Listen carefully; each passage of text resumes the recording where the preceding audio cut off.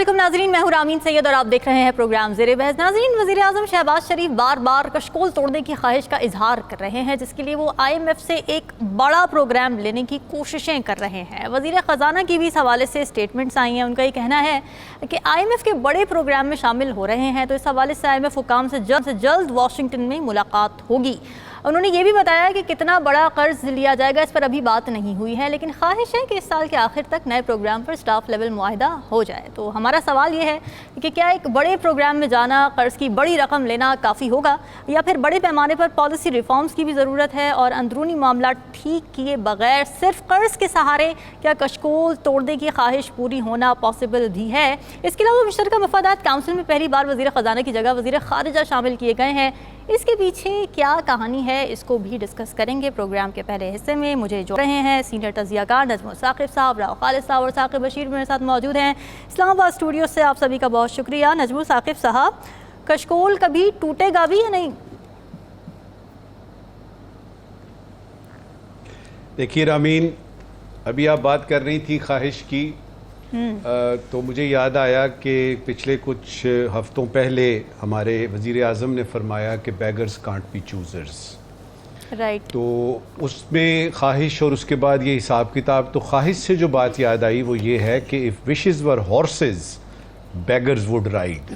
तो मुझे तो लगता ये है कि ये भी एक नई ख्वाहिश है। 5 पॉइंट आपको बताऊंगा इस कशकोल को तोड़ने के। जी जी, 5 पॉइंट। लेकिन उससे पहले थोड़ा सा जो है ना एक दो छोटी छोटी बातें मैं करना चाहूँगा। सबसे पहले ये कि कशकोल आया कैसे, कि हमने खुद बनाया है, हमसे बनवाया गया है।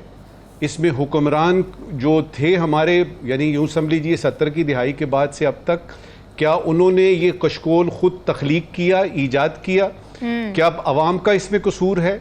तो सबसे पहले तो ये देखते हैं कि ये कशकोल हमारे पास आया कैसे। वो इसलिए आया कि हमारे हुकूमत, जो जितनी भी हुकूमतें रहीं, जितने भी हमारे हुक्मरान रहे हर तरह के, उन्होंने अपनी अपनी मर्ज़ी की पॉलिसियाँ की, अपना बनाया और अवाम का बिगाड़ा। और उस जो यानी अभी भी अगर आप देखें बिजली और गैस के बिलों के ज़रिए ये सारा कुछ जो है वो एडजस्ट किया जाता है। तो पहली बात तो ये हुई। दूसरी बात ये है कि जब वज़ीर आज़म साहब ये कहते हैं कि कशकोल तोड़ेंगे और फिर साथ ही IMF का जिक्र करते हैं, तो क्या कशकोल ये वाला तोड़ के तो कोई नया कशकोल लेंगे? यानी उस कशकोल की कोई शक्ल, उसमें हीरे लगे हुए होंगे? आलम रामीन, ये आ चुका है कि अभी हम किसी दोस्त मुल्क में जाते हैं ना, मिसाल के तौर पे सऊदी अरेबिया में, चाहे उम्रे के लिए जाएं या UAE में जाएं, वहाँ पे कोई कॉन्फ्रेंस हो रही है, कोई यानी इंटरनेशनल कोई इवेंट हो रहा है, तो वहां के हुक्मरान हमें देखते ही कह देते हैं कि लो जी आ गए जे, एक बारी फिर कर्ज मंगण आ गए जे। ये तो पैसे मांगने वाले हैं, ये पैसे मांगते हैं। हमारा इंप्रेशन इस वक्त ये है। ये कशकोल हमें हुक्मरानों से विरसे में मिला है, और इसको तोड़ने के लिए, जिस तरह मैंने कहा था, ये बाकी दोस्त भी इस पे बात करेंगे, मेरे पास रामीन 5 पॉइंट्स हैं, मैं क्विकली बता देता हूँ। ये 5 पॉइंट्स, ये 5 नुकाती जो मेरा ये हिसाब किताब है, क्या ये पूरा होगा कि नहीं, ये अवाम फैसला करेंगे, ये आप फैसला करें। मैं बताने लगा हूं जी। पहली बात ये है कि इस कशकोल को तोड़ने के लिए सबसे पहले आपको पाकिस्तान से करप्शन खत्म करनी पड़ेगी। दूसरा पॉइंट, आपको अपने खर्चे कम करने पड़ेंगे। कम से कम 10 साल तक आपने अपनी औकात बिसात में रह के तो अपने खर्चे करने हैं। तीसरा पॉइंट, सबको टैक्स देना पड़ेगा, और वो टैक्स इस तरह का नहीं कि जी आप अरबों, यानी आपके पास डॉलर है और टैक्स आप देते हैं 50,000 या 55,000, वो किसी को बिठा के ना, अकाउंटेंट को, सबको टैक्स देने पड़ेंगे। और वो टैक्स जो कि लागू होता है, जो कि बनता है, सब्सिडीज खत्म करनी पड़ेंगी। ये मेरा तीसरा पॉइंट है। चौथा पॉइंट, पाकिस्तान में जितने भी इदारे हैं वो अपनी अपनी हदूद में रहकर काम करें, दूसरों की ग्राउंड्स में जाने की कोई ज़रूरत नहीं है। ये है चौथा पॉइंट। आखिरी पॉइंट ये है कि हमारे हुक्मरान जो भी आए, किसी भी पार्टी के हों, किसी भी पार्लियामेंट के हों, हेड हों, प्राइम मिनिस्टर हों, उनकी कैबिनेट हो, हमारे जो हुक्मरान हैं वो दयानतदारी से अपना फर्ज अदा करें। नोट कीजिए, मैं ये नहीं कह रहा कि हुक्मरानी करें। ये जो हुक्मरानी का लफ्ज़ है ना, ये इटसेल्फ एक बहुत बड़ी बला है। सही बात आप है। किस किस्म के हुक्मरान हैं जी? आपका तो काम है कि आपको एक जिम्मेदारी सौंपी गई है, आपने वो जिम्मेदारी पूरी करनी है। तो आप जिम्मेदारान हैं, हुक्मरान नहीं हैं। तो आपके जो हुक्मरान सो कॉल्ड और जिम्मेदारान हैं वो दयानतदारी से काम करें। ये 5 काम ठीक है। करें कम से कम 10 साल के लिए। उसके बाद आपका ये कशकोल टूटेगा। इसका ये मतलब नहीं है कि बाहर आ जाएगी, इसका मतलब ये है कि सही समत में जाने की इब्तिदा होगी। सर बात ये कि 5 साल तक तो कोई एक हुकूमत भी सस्टेन नहीं कर पाती है, तो 10 साल तक कहाँ कोई इकोनॉमिक प्लान सस्टेन करेगा। राव खालिद साहब, बड़े कर्ज प्रोग्राम से मईशत के इस्तेहकाम को मशरूत करना, ये कोई अनोखी पॉलिसी तो नहीं लेकर आए ना शहबाज शरीफ साहब? क्योंकि इससे पहले हम 75 सालों से कर्जे लेते आ रहे हैं और मईशत की सूरत हाल बद से बदतरीन होती जा रही है।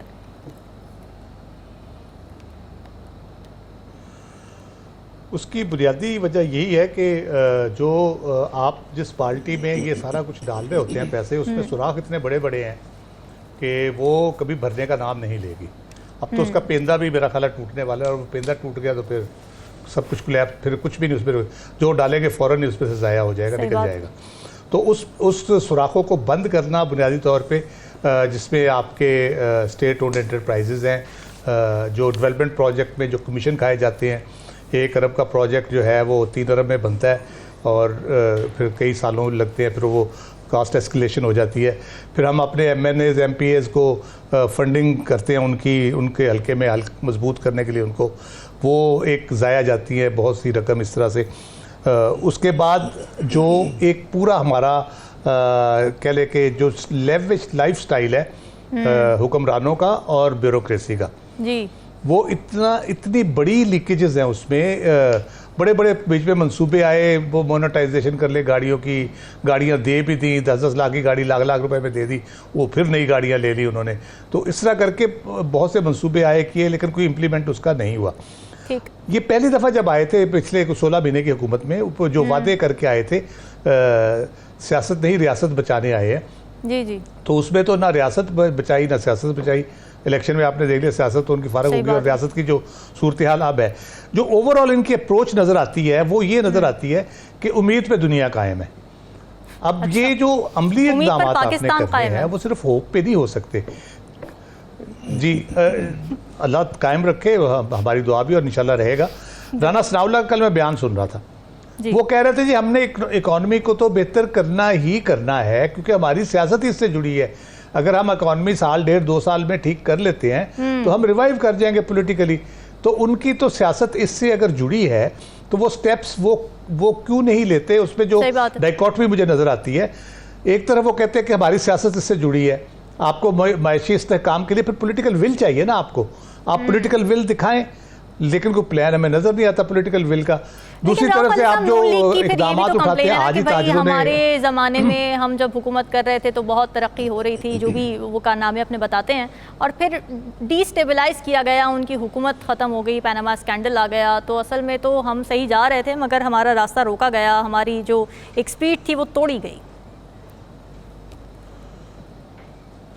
जो तरक्की हुई थी वो भी ज़रा बता दें। अगर वो मोटरवेज़ को और मेट्रोज़ को तरक्की कहते हैं, या ये IPPs लगा के जो हमारे गले में ये भारी तोक डाल दिया है, इसको अगर वो तरक्की कहते हैं तो बिल्कुल हुई है। अब फिर उसका बोझ कौन उठाए? ठीक है, एक वो बोझ, ऊपर से आप अभी PIA की जो प्राइवेटाइजेशन का प्रोसेस है उसमें जो उसका डेट है जो 265 अरब रुपए का, आज ही खबर है शहबाज राना की ट्रिब्यून में छपी है जी जी, कि 265 का जो डेट है PIA का वो पब्लिक डेट बना दिया गया है, मैं और आप पे करेंगे उसको। ये जो हमारे गले में आप डाले जा रहे हैं रोज नए तोक, उसका कौन फिर जिम्मेदार है? PIA कैसे मकरूज हो गई, आपकी रेलवे कैसे बैठ गई, आपकी पब्लिक ट्रांसपोर्ट जो सरकारी GTS होती थी वो कैसे बैठ गई, आपके बाकी जो इंडस्ट्री की जो थी वो कैपेसिटी वो क्यों नहीं रही जो होनी चाहिए थी तरक्की अगर होती, आपकी ह्यूमन डेवलपमेंट कितनी हुई ये बताएं, आपकी ज़राअत कहाँ चली गई? जितना अरसा मियाँ साहब की गवर्नमेंट रही है, जब भी रही है, किसानों ने सबसे ज़्यादा सफ़र किया है। तो मुझे बताएं तो सही ना, तरक्की वो कहते किसको है?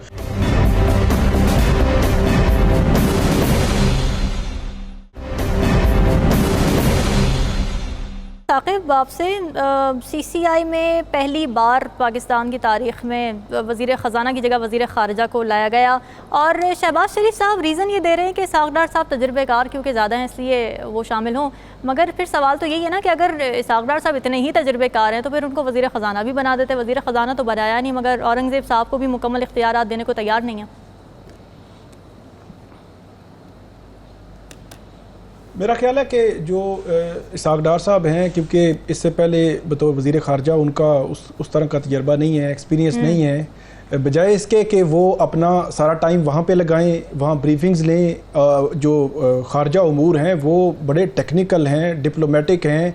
पिछले दिनों उन्होंने वहाँ पे लंदन में एक बयान दे दिया इंडिया के हवाले से, और वो प्रीमेच्योर एक स्टेटमेंट थी जिसका कोई वज़न नहीं था। तो उनको उस पर फोकस करने की बजाय वो इस तरफ देख रहे हैं, और वजारत ख़जाना उनसे छिन जाना मेरे ख्याल में शायद वो कबूल नहीं कर पा रहे फ़िलहाल, इसलिए वो कहीं ना कहीं अपने आप को एडजस्ट कर रहे हैं। और जो स्पेस वज़ीर ख़जाना की होती है उसको जो है वो कम किया जा रहा है। शहबाज शरीफ साहब की सवाबदीद है कि वो किसको एडजस्ट करें किसको ना एडजस्ट करें। नहीं, हम स्पेसिफिकली जो इसाक़ डार साहब, इसाक़ डार फैक्टर जो है ना उसकी बात कर रहे हैं कि वो इन्फ्लुएंशियल हैं मुस्लिम लीग नून में, इसीलिए वो शहबाज शरीफ साहब यकीनी तौर पर वज़ीर आज़म है, उनका इख्तियार है। जी बिल्कुल, वो मियां नवाज शरीफ साहब के बहुत करीब हैं। लंदन में जब वो थे वहाँ पे करीब थे, और जो पॉलिसीज़ आ रही थी वो उस तमाम एरिया उस अरसा में वो मियां साहब के साथ थे। अब भी वो उनके करीब हैं, तो इसलिए ये चीज़ें हमें नज़र आ रही हैं कि ये CCI में जो वज़ीर ख़जाना है उनको निकाल कर वज़ीर ख़ारजा को पहली दफ़ा जो है वो इंक्लूड कर दिया गया है। लेकिन अब ये देखना ये होगा कि अभी 24 दिन हुए हैं इस हुकूमत को आए, तो 2-3 यू टर्न तो लिए हैं। अब इसका इंतज़ार करना पड़ेगा कि इस पर क्या होता है, क्या रिएक्शन के बाद हो सकता है वो कुछ जो है वो तब्दीली कर दें। इसके अलावा इससे कबल जो इक़्तिसादी राब्ता कमेटी थी उसमें पहले प्राइम मिनिस्टर ने अपने पास रखी अपनी चेयरमैनशिप में, उसके बाद जब उस पर रिएक्शन आया, तनकीद हुई, क्रिटिसिज्म हुआ, तो उन्होंने जो वज़ीर ख़जाना है उनको वापस कर दी। चेयरमैन इरसा की जो तैनाती थी उस पर जो पीपल्स पार्टी की वजह से उनको जो है वो नोटिफिकेशन वापस करना पड़ा।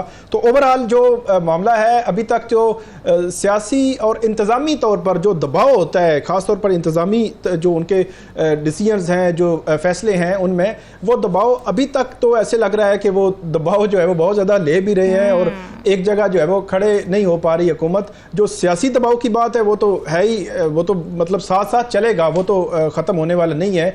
और दूसरी तरफ हुकूमत ये भी कह रहे हैं, वज़ीर ख़जाना जो है कह रहे हैं कि वो एक नए प्रोग्राम के लिए और 3 साल के एक नए प्रोग्राम के लिए वो बात करेंगे। IMF से अप्रैल में वो जा रहे हैं, अमेरिका में जा रहे हैं। लेकिन इससे वो जो हमारा टॉपिक है कि कशकोल जो है वो कैसे टूट सकता है, कि ये तो पॉलिसीज़ का तसलसल इस लिहाज से हो कि आपकी एक तो ये है कि जो शाह खर्चियाँ हैं अशराफिया की वो भी कम होनी चाहिए। इसके अलावा टैक्स कलेक्शन है, वो टैक्स कलेक्शन जो बड़े जो सनतकार हैं, सरमायाकार हैं, वो तो टैक्स देते नहीं, उनसे टैक्स कलेक्शन करना एक बहुत बड़ा टैक्स कलेक्ट करना जो है वो बहुत बड़ा इशू है।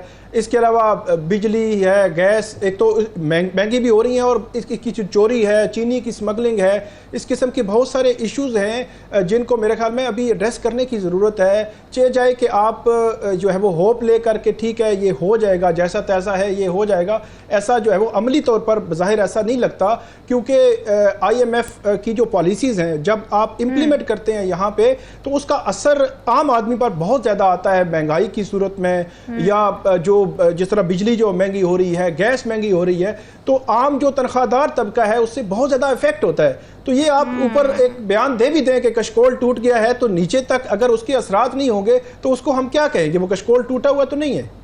सही बात है। और कर्ज तो ज़ाहिर है नाजरीन हम बड़े लेते चले आ रहे हैं, मगर वो कर्ज़ लेने के बाद हम क्या करते हैं, क्या पॉलिसीज़ बनाई जाती हैं, इकनॉमिकली किस तरीके से स्ट्रेंथन करने की कोशिश की जाती है, फाउंडेशन बेहतर करने की कोशिश की जाती है उस कर्ज़ की मदद से, ये इम्पॉर्टेंट है। और इसके बाद ही मुल्क की सूरत हाल बेहतर हो सकती है या कशकोल टूट सकते हैं। इस्लामाबाद हाई कोर्ट के 6 जजेस की तरफ से सुप्रीम जुडिशल काउंसिल को एक ख़त लिखा गया था जिसमें अदलिया के मामलात में एग्जीक्यूटिव की मुदाखलत और जजेस पर दबाव के हवाले से रिजर्वेशन उठाए गए थे और सुप्रीम जुडिशल काउंसिल से राय मांगी गई थी कि सूरत हाल में क्या किया जाना चाहिए। तो उस हवाले से जस्टिस काजी फ़ाइज़ ईसा की सरबराही में फुल कोर्ट इजलास भी हुआ, फिर वज़ीर आज़म और चीफ जस्टिस की मुलाकात भी हुई और इस मामले पर एक कमीशन बनाने पर मुशावरत हुई, जिसके हवाले से आने वाले दिनों में चीज़ें वाज़ेह हो जाएंगी।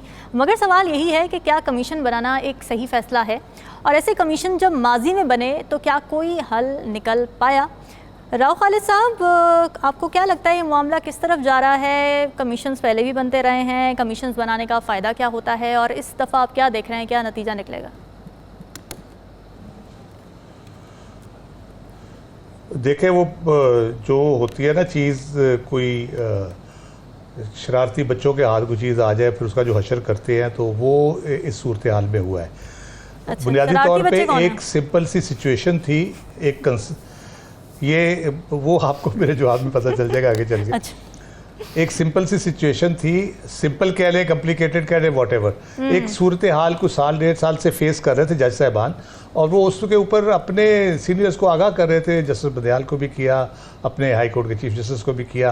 अभी उन्होंने ख़त के ज़रिए वो उस सिचुएशन को, मैं तो इसको नहीं कहता कि कोई ये कोई उस तरह की चीज़ थी, कोई FIR टाइप चीज़ थी। उन्होंने कहा कि इस किस्म की सिचुएशन का हमें सामना है, हमारे जो कोड ऑफ कंडक्ट है उसमें इसका कोई एड्रेस करने का तरीका मौजूद नहीं है, आप प्लीज़ हमें रहनुमाई फरमा दें कि इसको किस तरह से एड्रेस किया जाए। और इसके लिए आप बाकी जजेस को भी अगर कंसल्ट कर लें, कन्वेंशन बुला लें हाई कोर्ट के जजेस का या दूसरे जजेस का, और उनसे भी पूछ लें, को अच्छा मशवरा आ जाए ताकि इस सिचुएशन के बारे में हम कोई उसका हल निकल आए, या कोई लॉ में अमेंडमेंट करनी है, रूल्स में अमेंडमेंट करनी है, तो वो हो जाए। ये इतनी सी बात थी। लेकिन उसको जब वो पब्लिक डोमेन में आई तो स्कैंडलाइज हो गई, उसके कई पहलू, कई उसके चीज़ें, स्पेकुलेशन और ये और वो उसमें जो चीज़ें उन्होंने इंसिडेंट अपने उस मौक़िफ़ को स्ट्रेंथन करने के लिए जो 2-4 इंसिडेंट बीच में कोट किए, उनको बीच में से उठा दिया गया और उस पर एक बहुत बड़ा एक स्कैंडल बना दिया गया इसको। हालांकि ये एक बड़ा रीज़नेबल तरीके से जजेस ने और सुप्रीम कोर्ट ने उसको एड्रेस किया। काजी फ़ाइज़ साहब ने इन जजेस से मीटिंग की पहले, फिर उसके बाद उन्होंने बार के मेंबरान से मीटिंग की, फिर उसके बाद उन्होंने वज़ीर आज़म को बुला के मीटिंग की, और उसके बाद जो लायामल तय हुआ है उस पर आप एतराज़ कर सकते हैं कि जी ये जुडिशल कमीशन जो है, क्योंकि ये घर की बात है ना, कि मैं अगर मेरे बच्चे मुझे कहते हैं घर में आते हुए हमें वो नाका जो है पुलिस वाला वो तंग करता है अक्सर, तो आप ज़रा काइंडली को बताएं इसका हल क्या होगा। तो वो मैं जाके थानेदार को और IG को कहूँ कि जी ये कह रहे हैं, तो ज़रा इनको बुला के पूछो कि ये क्यों ये कह रहे हैं, ठीक है। तो इस किस्म की सिचुएशन क्रिएट कर दी ना आपने। मसला ये नहीं था, मसला ये था कि उस सिचुएशन को एड्रेस करने के लिए जो लाया अमल होना चाहिए या होना चाहिए था, या हो सकता है प्रॉबेबली आगे चल के, कि उसका जो अगर रिकमेंडेशंस आती है उस कमीशन की, पहले तो कमीशन को इन्होंने, मेरा ख्याल है कोई सीरियस नहीं है, गवर्नमेंट भी कल वादा करके आया कि जिस सुबह मीटिंग हो रही है कैबिनेट की, हम उस पर फैसला कर देंगे और कर देंगे। वो मीटिंग ही नहीं की, उन्होंने मीटिंग पोस्टपोन कर दी। उसके बाद अभी नाम मार्केट में छोड़े जा रहे हैं एक एक करके, ताकि फीडबैक आए लोगों का। पहले एतराज़ात शुरू हो गए हैं, उसको कंट्रोवर्सी में डाल दिया गया उस कमीशन को कि रिटायर्ड जज सर्विंग जजेस के मामले में कैसे करेगा, फिर उसका प्रोसीजर क्या होगा, TORs क्या होगी, कैसे डिसाइड होगा। और खास तौर पे अगर प्रीरेक्विजिट बताया इस इजलास के बाद कि जी दयानतदार एक रिटायर्ड जज होना चाहिए, ये दयानतदारी कौन तय करेगा, कौन से पैरामीटर्स हैं जिस पर पूरे उतरेंगे तो कहा जाएगा कि जी ये दयानतदार थे? दयानतदारी तो आजकल तय हो ही नहीं सकती है, हो भी तो कोई नहीं तय कर सकता है। इस किस्म की चीज़ें लोग लेके चल पड़ते हैं और इस किस्म की बातें शुरू हो जाती हैं। वो कंट्रोवर्सी तो ख़त्म हो नहीं सकती, किसी भी शख्स को कर दें आप, बेहतर से बेहतर शख्स को कर दें तो वो भी कंट्रोवर्सी ख़त्म नहीं होगी। लेकिन बुनियादी बात यह है कि ये इशू था नहीं, ये इन्वेस्टिगेशन का इशू नहीं था, ये तहकीकात का इशू नहीं था, ये कुछ स्कैंडल नहीं था।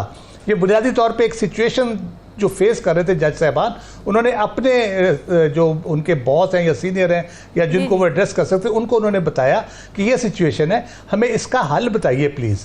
वो हल ढूंढने गए हैं, आप उनको कह रहे हैं ज़रा इधर आए ना, हमें बताएं, आप साबित करें कि आपने ये क्यों किया और इसका नाम क्यों लिया, उसका नाम क्यों लिया। नाम तो उन्होंने किसी का नहीं लिया। शौकत अली सिद्दीकी के केस में भी यही हुआ कि उल्टा उन पर एक्यूजेशंस लगा दी।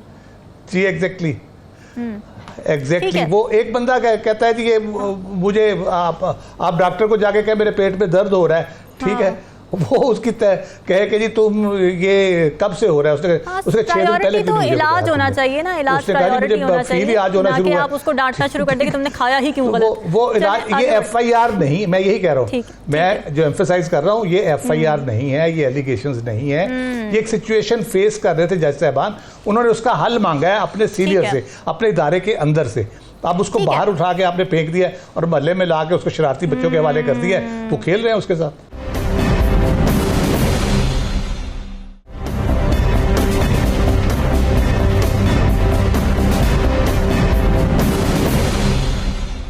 नजमुल साकिब साहब, क्या अदालत खुद नहीं हल कर सकती थी ये मसला? Chief justice Islamabad high court अगर देख लेते इस मामले को, और फिर वज़ीर आज़म का चीफ जस्टिस ऑफ पाकिस्तान से मिलना, ये कितना अप्रोप्रिएट या इनअप्रोप्रिएट था? क्योंकि जिस तरह की एक्यूजेशन सामने आई हैं जजेस की, तो मामला इंटीरियर मिनिस्ट्री में जाते, यानी हुकूमत को बुलाना चाहिए था। चीफ जस्टिस साहब बुलाते हुकूमत को और पूछते कि जी क्या हो रहा है। देखिए, जहाँ तक वज़ीर आज़म का चीफ जस्टिस सुप्रीम कोर्ट से मिलना है, तो उसमें तो हमारे पास पिछले प्रेसिडेंसीज मौजूद हैं, 2-1 मरतबा तो मुझे याद भी है, तो लिहाजा ये तो हो गया उसका जवाब, ये कोई अचंभे की हैरत की बात नहीं है। अच्छा। दूसरा आपने पूछा कि क्या ये जज साहिबान जो हैं ये खुद ही हल नहीं कर सकते थे इसका, तो मैं थोड़ा सा इससे आगे जाऊँगा, मेरा ज़रा स्टेप फर्दर है जी। और वहाँ जाने से पहले 1 छोटी छोटी बातें क्लैरिफाई करना चाहूँगा। देखिए, एक होता है क्राइसिस मैनेजमेंट, आग लग गई है घर में, आग बुझाओ। एक होता है कॉन्फ्लिक्ट रेजोल्यूशन, कि ये आग क्यों लगी, अगली दफा ना लगे, क्या करना चाहिए। अच्छा, इसको पंजाबी में या उर्दू में अगर हम जब कहते हैं ना, तो एक एक्सप्रेशन है हमारे यहाँ कि डंग टपाओ, कि किसी तरीके से इस बला को टालो। वो किस तरीके से टलती, क्योंकि सब कुछ अबूरी हो रहा है। अभी हमारे पास एक अबूरी हुकूमत थी, ये जो हुकूमत अभी आई है इसके बारे में भी शुनीद यही है कि ये अगले मजबूत इलेक्शन के लिए एक ग्राउंड तैयार की गई है, ये भी अबूरी है। अच्छा। तो वो जो डंग टपाओ कॉन्सेप्ट है ना, उसमें आप इस तरह की हरकतें करते हैं, कमीशन बना दिया, JIT बना लिया, इंक्वायरी बिठा दी। मेरा बुनियादी सवाल ये है कि जितनी भी इंक्वायरियां बैठी, उनके नतीजे में क्या निकला? आपने किसी मुजरिम को पकड़ लिया, फिर छोड़ क्यों दिया? तो फायदा क्या है? अच्छा, अब आते हैं आपके उस सवाल की तरफ कि क्या जजों की तरफ जाना चाहिए था कि नहीं। मेरे ख्याल में इस मसले का हल जिन जज साहिबान ने ये खत लिखा है उनके पास खुद मौजूद था। अच्छा, पूछें क्या था? पूछे ना, पूछे क्या हल था उनके पास। देखिए, जब आप कुर्सी पे बैठते हैं, जहां आपकी अथॉरिटी है, तो दबाव तो वहां आएगा।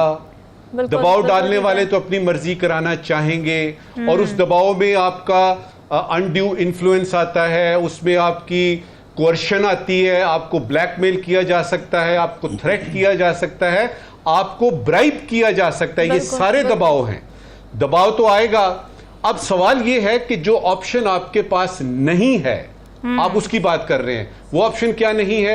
आपके पास ये ऑप्शन नहीं है कि इस दबाव को यानी जड़ से उखाड़ के फेंक दे। ये आपके पास ऑप्शन नहीं है, क्योंकि ये आपके इख्तियार में नहीं है। आपके इख्तियार में क्या है? मैं कुर्सी पे बैठा हूं, मुझे दबाव डाला जाता है, तो मैंने तो दबाव कबूल ही नहीं करना। और उसमें हमारे पाकिस्तान में मौजूद हैं ऐसे वाकयात, जजों के भी, एग्जीक्यूटिव्स के भी, बड़े बड़े यानी जो हमारे कमिश्नर गुजरे हैं, चीफ सेक्रेटरीज गुजरे हैं, वो करते हैं जी नहीं करते आपकी बात। और उनके पास क्या ऑप्शन है? ये पेन पड़ा है, इस्तीफा, मैं रिजाइन करता हूं, मैं घर जा रहा हूं। यस। और उसमें देखिएगा, ये इस वक्त की आखिरी बात करने लगा हूं जी। ये उन जजेस साहब को सोचना था, खुद उन पे दबाव आ रहा है, आ जाए, कोई बात नहीं। आपने फैसला करना है कानून और आइन के मुताबिक और अपने जमीर के मुताबिक, तो आप करें। आपको वो नहीं करने दिया जा रहा, क्योंकि आपको कुछ मजबूरियों में डाल रहे हैं, वो कुछ प्रॉब्लम में डाल रहे हैं, तो कुर्सी तो छोड़ सकते हैं। और इसमें एक आखिरी बात इस वक्त की, आप इमेजिन कीजिए कि अगर जजों पे दबाव डाला जा रहा है और एक एक करके सारे जज जो हैं हाई कोर्ट के, सुप्रीम कोर्ट के, वो रिजाइन कर रहे हैं कि हम पे दबाव डाला जा रहा है। मेरा नहीं ख्याल कि ये दबाव डालने वाले और ज्यादा दबाव किस पे डालेंगे? जज तो होगा कोई नहीं। दैट इज़ वेरी राइट कि वो फिर खुद ब खुद एक मैस प्रोटेस्ट बन जाएगा। साकिब, इस जो खतूत लिखे गए हैं जजेस की तरफ से, इनकी टाइमिंग पे भी बहुत ज़्यादा बात की जा रही है कि जब उनके साथ ही वाक़यात हो रहे थे, जब प्रेशर्स थे, तब क्यों नहीं उन्होंने बोला। फिर जब वही बात कि शौकत अजीज़ सिद्दीकी साहब जब आके बोले थे तब भी इन्होंने साथ ना दिया, बल्कि साथ छोड़ गए थे बकौल शौकत अजीज़ सिद्दीकी के। तो टाइमिंग आप किस तरह से देख रहे हैं इसकी, अब क्यों? टाइमिंग का तो मेरे ख्याल में इससे मुनासिब टाइम हो नहीं सकता था। अच्छा? उसकी वजह ये है कि जस्टिस शौकत अजीज़ सिद्दीकी साहब का जो फैसला आया रिसेंटली सुप्रीम कोर्ट से 22 मार्च को, जी जी। उस फैसले में एक तो सुप्रीम कोर्ट ने ये कहा है कि उनको ड्यू प्रोसेस नहीं दिया गया था, फेयर ट्रायल नहीं था, तो उनकी जो बरतरफी थी वो कलअदम करार दी गई है। लेकिन उनके जो एलिगेशंस थे उन पर फर्दर कोई तहकीकात नहीं हो सकी। सुप्रीम कोर्ट ने ये लिखा, पहले भी नहीं हो सकी थी। तो बुनियादी तौर पर 22 मार्च को जो फैसला आता है और 25 मार्च को ये लिखते हैं, तो ये उसके साथ रिलेट कर रहे हैं। तो इससे मेरा ख्याल है मुनासिब टाइम तो हो नहीं सकता था कि उसी के साथ रिलेट भी कर रहे हैं और ये कह रहे हैं कि हमारे एक साथी थे, ये एक ऑब्जेक्शन या इतराज़ उन पर ठीक आता है कि तब उन्होंने अपने एक साथी का जो है वो साथ नहीं दिया। लेकिन यह है कि उन्होंने लिखा है कि हमारे जो साथी थे जज, उनकी जानिब से जो इतराज़ात लगाए गए थे, जो इल्ज़ामात लगाए गए थे, हम उनको भी सपोर्ट करते हैं, आप उनकी भी तहकीकात करें और जो हम आपको एक चार्जशीट दे रहे हैं इसको भी आप देखें। और उस हवाले से जो बहुत ही मुनासिब अल्फाज जो है वो इसमें इस्तेमाल किए गए हैं। मेरा ख्याल में इसमें कंट्रोवर्सी ज़्यादा बना दी गई है, या आप इसको ये कह सकते हैं कि इसको एक सियासत का रंग जो है वो दोनों अतराफ से जो पोलिटिकल पार्टीज़ हैं वो मतलब उस पर ज़्यादा दे रही हैं। जो वर्ड्स उन्होंने इस्तेमाल किए हैं उसमें तो एक एलिगेशंस की एक लिस्ट उन्होंने दी है कि ये एलिगेशंस हैं, और उसमें इस्लामाबाद हाई कोर्ट और इस्लामाबाद की जो डिस्ट्रिक्ट जुडिशरी है, ज़िली अदालतें हैं, उनके जजेस भी शामिल हैं कि उन पे भी इस किस्म के जो है वो दबाव या मुदाखलत हो रही थी वहाँ पे भी। तो उसके बाद उन्होंने सुप्रीम जुडिशल काउंसिल को कहा कि आप इस तरह करें, हमें जो है वो कोई बताएं कि हमने ये सारा मामला 1 साल पूरा हो गया। अच्छा, इसमें एक ये भी है कि ये मामला एक दिन का नहीं बल्कि पिछले 1 साल से ये चीज़ें चल रही थी विद इन हाई कोर्ट। तो उसके बाद उन्होंने लिखा कि अपने जो चीफ जस्टिस है हमने उनको तो बताया, लेकिन वहाँ पे ये जो ग्रीवियंस थे, ये शिकायत, उनका इजाला नहीं हुआ। तो इसलिए सुप्रीम जुडिशल काउंसिल जो है वो हमें इस हवाले से कोई बता दे, राय दे दे कि जजेस का कोड ऑफ कंडक्ट क्या कहता है कि जजेस जब इस किस्म की कन्वेंशन, तो कोई लॉ में, कोई कानून में इस किस्म की कोई चीज़ नहीं लिखी हुई कि कन्वेंशन कुछ होगा, एक जुडिशल कन्वेंशन नाम की कोई चीज़ नहीं है। लेकिन यह है कि उन्होंने मतलब ये बात की, जिस तरह मुख्तलिफ तकारीब होती रहती हैं, जजेस की भी तकारीब होती रहती हैं, वो लॉ में तो कहीं नहीं लिखी हुई लेकिन वो तकारीब होती रहती हैं। तो इसलिए ये भी उसी तरह का एक जुडिशल कन्वेंशन था। और उसके पीछे जो लग रहा है, ज़ेन जो लग रहा है वो ये है कि आप जो है वो बाकी हाई कोर्ट्स के जजेस को भी बुला लें, सुप्रीम कोर्ट के भी जज बैठ जाए, एक कन्वेंशन हो जाए, उस कन्वेंशन में बाकी जजेस से भी ये पूछ लिया जाए क्या उनको तो ऐसी कोई सूरत हाल का सामना नहीं है, और उनके भी शिकायत लेकर वंस फॉर ऑल इस मामले को सेटल किया जाए, ताकि मुस्तकबिल के लिए ऐसी जो है सूरत हाल, जजेस का सूरत हाल, ऐसी सूरत हाल का सामना ना हो। जो जुडिशल कन्वेंशन वाली बात थी वो तो ऐसा लग रहा था कि उस पर तो हो गई, अमल होता हुआ नजर नहीं आ रहा। यही था कि सुप्रीम कोर्ट क्या 184(3) में जाएगी या खुद नोटिस होगा या सुप्रीम कोर्ट के सिटिंग जजेस होंगे। तीसरे नंबर पे ये था कि कोई रिटायर्ड जज हो सकता है। मेरा ख्याल है पहले दोनों जो थे ऑप्शंस उनको नहीं लिया गया और तीसरे नंबर का ऑप्शन लिया गया है। और ये जो ऑप्शन है ये तनकीद की ज़द में भी है कि 6 सिटिंग जज हाई कोर्ट के, उनका बहुत ज़्यादा इख्तियार होता है, वो किसी भी एग्जीक्यूटिव अथॉरिटी को नोटिस करके बुला सकते हैं, अपने ऑर्डर को इंप्लीमेंट करा सकते हैं। लेकिन बिल्कुल उसके पैरेलल बेशक कोई सुप्रीम कोर्ट का साबिक चीफ जस्टिस ही क्यों ना हो, जो इलेक्शन जो उन्होंने कमीशन बनना है, उस कमीशन के तहत एक महदूद किस्म के इख्तियारात तो होते हैं, लेकिन उसके इख्तियारात को एक हाई कोर्ट के सिटिंग जज के बराबर कभी भी नहीं हो सकते। तो वो एक कम इख्तियारात वाला हेड जो है वो उसमें क्या उसको डिलीवर कर सकेगा। फिर जो सिटिंग जजेस हैं क्या इनको बुलाया जाएगा, क्या इनसे सबूत तलब किए जाएंगे, या TOR क्या होंगे, और TOR जो हुकूमत बनाएगी, इसमें इंपॉर्टेंट ये है हुकूमत जिसको कमीशन मुकर्रर करेगी और उसके बाद जो TOR बनाएगी, उसके बाद ये मामला दोबारा जो है वो फुल फुल कोर्ट जो सुप्रीम कोर्ट की, क्या वहाँ पे जाएगा, वहाँ से कोई TOR में एतराज़ात आ सकता है।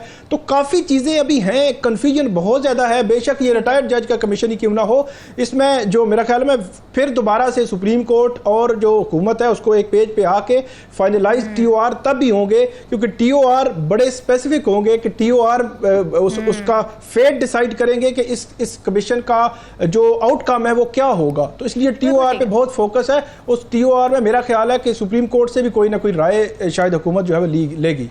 ठीक है नाज़रीन, डिस्कशन का सिलसिला जारी है, ब्रेक का स्टे विद अस।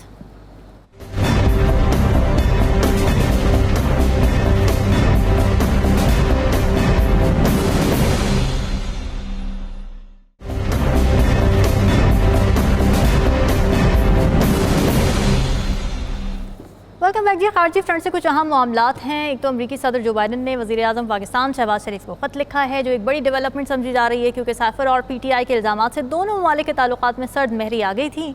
और इस लंबे अरसे के बाद किसी भी अमरीकी सदर का पाकिस्तानी वज़ीर आज़म को ये पहला सिफारती ख़त है, जिससे अंदाज़ा लगाया जा सकता है कि पाकिस्तान और अमरीका के दरमियान सिफारती ताल्लुकात अब बहाली की तरफ गामज़न है। दूसरी तरफ चाइना से ताल्लुकात हैं। CPEC में तेज़ी लाने के आज़म का जैसे ही इजहार किया जाता है पाकिस्तान की जानिब से, तो अमन दुश्मन हमलावर हो जाते हैं। शाम में चाइनीज़ वर्कर्स पर एक खुदकुश हमला हुआ था, जिसके बाद पाकिस्तान के लिए कुछ मुश्किलात नज़र आई, ज़ाहिर है सुबकी भी हुई। तो हमारा सवाल यही है कि क्या दहशतगर्दी CPEC के ख़िलाफ़ एक साजिश है? नजमुल साकिब साहब, एक तो आप इस बात पे कमेंट कर दीजिए कि जो बाइडन साहब का ख़त लिखना क्या एक अच्छा शगुन है हमारे लिए, वज़ीर आज़म के लिए, और फिर CPEC के मामलात अब किस तरफ जाते देख रहे हैं, जबकि दहशतगर्दी की एक नई लहर है।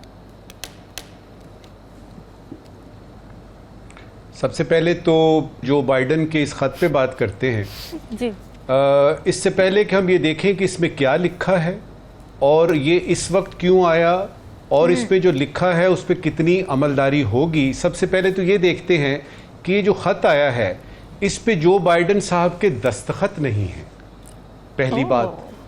दूसरी बात, जब जो सिटिंग जो प्रेसिडेंट होता है जब वो ख़त लिखता है तो वो वाइट हाउस का लेटर हेड होता है, ठीक है। ये स्टेट डिपार्टमेंट का ऊपर लिखा हुआ है, लेकिन कुछ समझ नहीं आ रही। तीसरी बात, इस दुनिया में जिसमें इस वक्त हर तरफ फेक न्यूज़ जारी है जी, उसमें सबसे पहले तो ये इसकी ऑथेंटिसिटी मालूम करनी है कि ये ख़त जो है क्या वाकई हज़रत जो बाइडन ने लिखा है कि नहीं। अब जब फर्ज कर लिया, और क्योंकि बहुत सारे दो एक मौकर हमारे वो हैं अखबारात हैं, उन्होंने भी इसको कोट किया है और उन्होंने सोर्स दिया इसका कि अमेरिकन एम्बेसी, फर्ज किया ये खत लिखा भी गया है, फर्ज कर लिया कि ये जो बाइडन साहब ने लिखा है। इसमें क्या लिखा है? इसमें कोई ऐसी बात नहीं लिखी, ना आपका कर्जा उतरेगा, ना आप पे ये यानी IMF का जो है यानी जो आपके ऊपर तलवार लटक रही है इसकी कोई बात है, ना ही आपको टेररिज्म के बारे में उन्होंने खुल के लिखा है कि जी हम मिलके करें। इसमें जो लिखा है वो नॉर्मली किसी भी हुकूमत को जब वहां पे कोई नया प्राइम मिनिस्टर, नई हुकूमत आती है तो उनको लिखा जाता है। इसमें कोई ऐसी बात नहीं है कि मिलकर जो है वो दहशतगर्दी का मुकाबला करेंगे और मिलकर जो है वो सेहत के शोबे में ये कर देंगे वो कर देंगे। तो इसको आप सीरियसली उस वक्त लें, इसकी टाइमिंग को सीरियसली लें जब आपको ये पता लग जाए। जी बिल्कुल, CPEC के बारे में क्विकली ये बताऊंगा कि ये जो दहशतगर्दी की लहर है इसका CPEC से थोड़ा सा ताल्लुक है, सारा ताल्लुक नहीं है। उसमें चीन आंखों में खटकता है, पाकिस्तान और चीन की दोस्ती खटकती है, CPEC खटकता है, इसलिए इसमें चीनी जो आपने जिन वर्कर्स की बात की उनका नाम आता है। लेकिन ओवरऑल कॉन्टेक्स्ट में अगर आप देखें तो ये दहशतगर्दी CPEC शुरू होने से पहले भी मौजूद थी। अब उसमें यह है कि टारगेटेड होता है इसलिए उसमें ये लगता है। लेकिन जो खुशी की बात है वो ये है कि ना सिर्फ दहशतगर्दी बल्कि CPEC को बचाने के लिए पाकिस्तान और चीन दोनों की हुकूमतें जो हैं उनका मुसम्मम इरादा है कि कम वट में कुछ भी हो जाए हमने इसको आगे करना है। ठीक है, बिल्कुल ठीक है। राव खालिद साहब, आप एक तो जो बाइडन के ख़त पर भी कमेंट कर दीजिए, कहीं ये फेक ख़त तो नहीं है जैसे कि खदशे का इज़हार करें नजमुल साकिब साहब, और CPEC वाले मामले पे, दहशतगर्दी वाले मामले पे हुकूमत क्या कर सकती है, किस तरह इंश्योर कर सकती है कि ऐसे वाक़यात ना हो? जो बाइडन का ख़त है बुनियादी तौर पे सही है या गलत है, लेकिन उसमें वो दहशतगर्दी के हवाले से नहीं है। हालांकि अमेरिकन एम्बेसी के हवाले से जो स्टेटमेंट आती है उसमें टेररिज्म के ऊपर भी ताउन की बात की जाती है, इस खत में जी नहीं। जी ठीक है। दूसरी बात यह है कुछ अरसे से इनको आइन कानून और इंसानी हकूक़ का दौरा पड़ा हुआ है अमेरिका को, और वो बार बार अब उनको आइन कानून और इंसानी हकूक़ याद आते हैं, जबकि वो दुनिया भर में डिक्टेटरशिप को सपोर्ट करते रहे हैं। पाकिस्तान में बहुत ज़्यादा किया उन्होंने, सिविलियन को तो एड भी नहीं देते थे पाकिस्तान में आसानी से, वो कैरी लूगर भी लेकर आया था बड़ी देर के बाद। तो ये है। दूसरा उनके इंटरनल इंतखाबात से भी इसका ताल्लुक हो सकता है, क्योंकि जो ट्रंप के हवाले से कंपेन हो रही है वो पाकिस्तानी ओरिजिन के जितने लोग हैं, ओवरसीज़ पाकिस्तानी एक्सपर्ट्स हैं, उनकी हमदर्दी कहा जा रहा है कि ट्रंप के साथ बहुत ज़्यादा है। तो एक पाकिस्तानियों का जितना भी छोटा मोटा क्लाउड है वहाँ पे उसको एड्रेस करने की भी एक काविश हो सकती है। लेकिन पहले ही फॉर्मल कम्युनिकेशन होगी ट्रंप के जाने के बाद जो पाकिस्तान के उनके दरमियान हुई है। जहाँ तक सीपैक का ताल्लुक है तो उसमें ना सिर्फ अमेरिका, इंडिया और कुछ रीजनल पावर्स भी हैं, जैसे गवादर की बंदरगाह जब से बनना शुरू हुई है उस वक्त से कुछ रीजनल बंदरगाहें जो हैं दाएं बाएं हमारे, वहाँ से भी वो काफ़ी कंसर्न शो होता है। और हमें बहुत सी चीज़ें ऐसी हैं हम बावजूद उनका इजहार नहीं करते, लेकिन लोग इस तरह से इन्वॉल्व हैं। उसके लिए हमें बड़ा स्ट्रिक्टली, जैसे अफगानिस्तान के अगेंस्ट हम बड़ा स्ट्रिक्टली करने जा रहे हैं सारा कुछ, बॉर्डर सिक्योरिटी के हवाले से, बाकी चीज़ों के हवाले से, इसके ऊपर भी बड़ा स्ट्रिक्टली करना पड़ेगा।